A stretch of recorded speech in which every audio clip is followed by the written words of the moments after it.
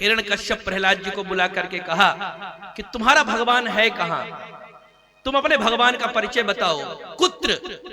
तो प्रहलाद जी ने कहा सर्वत्र, हमारा भगवान सब जगह है। हिरण्यकश्यप ने कहा कस्मात् स्तंभम न दृश्यते, वो खंबे में क्यों नहीं दिखाई पड़ रहा है। प्रहलाद जी ने कहा हमको तो खंबे में नहीं दिखाई पड़ रहा है।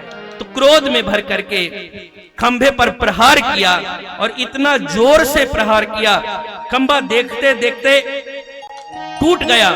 और जैसे खंबा टूटा वैसे एक गड़गड़ाहट की जोर से आवाज हुई और उस गड़गड़ाहट से जोर के मध्य में देखते देखते नरसिंह भगवान सामने प्रकट होकर के खड़े हो गए। गगन गड़गड़ानो खंब चाटो चढ़चढ़ानो, निक्षो नरनाह को रूप अति भयानो है। नरसिंह भगवान सामने प्रकट होकर के आ गए। बोलिए नरसिंह भगवान की जय। हिरण्यकश्यप को पकड़ करके गोद में बिठाया। भयभीत होने के बाद पूछा मार नहीं सकते, क्यों नहीं मार सकते? ब्रह्मा की बनाई सृष्टि में से नहीं मर सकता। भगवान ने कहा ब्रह्मा जी को मैंने बनाया है, 12 महीने से नहीं मर सकते, तो अधिक मास तुम्हारे लिए आरक्षण दे करके रखा है। ऊपर नीचे कहीं पर नहीं तो देख लो कहां पर हो, तो गोद में था।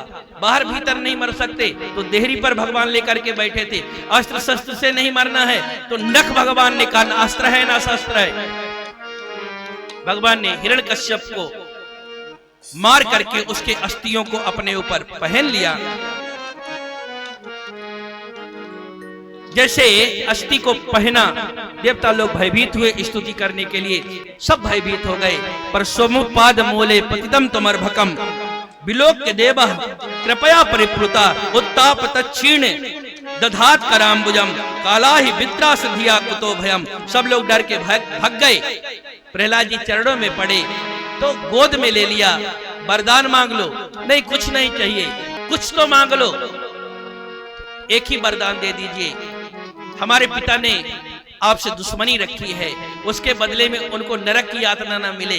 भगवान ने कहा और कुछ मांगो, क्योंकि तुम जैसे धर्मात्मा पुत्र को जन्म देने के बाद पिता को नरक नहीं जाना पड़ता, बल्कि पिता के साथ में त्रिसप्त भी पिता पूता पितृ भी सहिते अनग यत साधो ग्रहे जाता भवान वैकुल पावना।